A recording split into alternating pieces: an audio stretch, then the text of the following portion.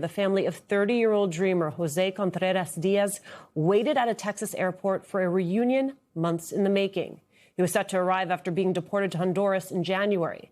But as soon as he landed on U.S. soil, ICE detained him, transferring him to a facility an hour away from where his family was waiting. MS Now's Laura Barron Lopez has this exclusive reporting. Here's what Jose's sister told her as she hopes turn to heartbreak. We care about my brother. We're going to fight for my brother. And honestly, I don't care how big it has to get or how much noise we have to make or what the consequences are. I think people should see how heartbreaking this administration is, honestly. It feels like humans are happy to see other humans suffering, and it's just a sad world to be in right now. MS Now White House reporter Laura Barron Lopez joins us now.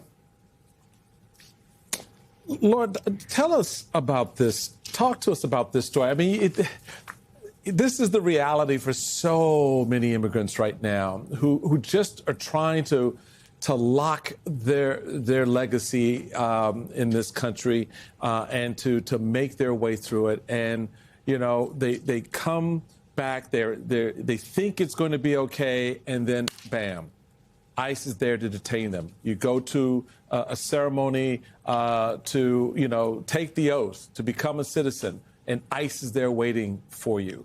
Talk about that impact. Talk about this particular family and how this story has come together for them.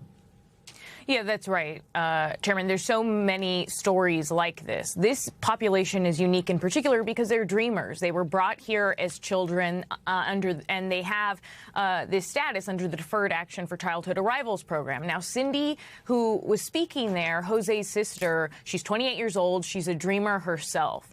And I was there with them at Harlingen Airport as they thought they were going to be reunited with their brother, who had been deported more than 3 months ago. So they've been separated for more than 3 months, and they were so excited. They wanted to take him out for steak. They just wanted to hug him. And then after they found out late in the evening, around 10 p.m. at night, that he was actually being detained and was not going to be released, here's how Cindy Contreras talked about it with me even more that evening. Please take a listen.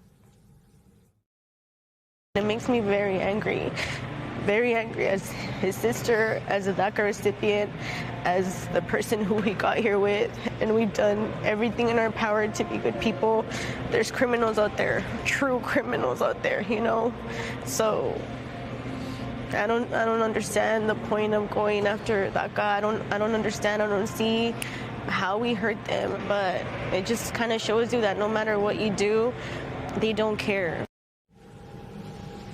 So when Jose was initially deported in January, DHS said that he was deportable because of an old, 2-decade-old removal order. That same removal order applies to Cindy. And DHS also told me, a spokesperson who chose to be unnamed, that, quote, DACA does not confer any form of legal status in the country. The end result will be the same. Jose will not be able to remain in the United States. Now, while it's true that DACA does not confer legal status, it does confer protection from removal. And that's likely why DHS brought him back, because federal courts have again and again said that you cannot remove someone with valid DACA. And Jose has valid DACA. It doesn't expire till June. He has a pending renewal. As for what happens next, his lawyer has filed a habeas petition to saying that he is being wrongfully detained, and they're hopeful. They said that they talked to an ICE agent today that is working on Jose's case,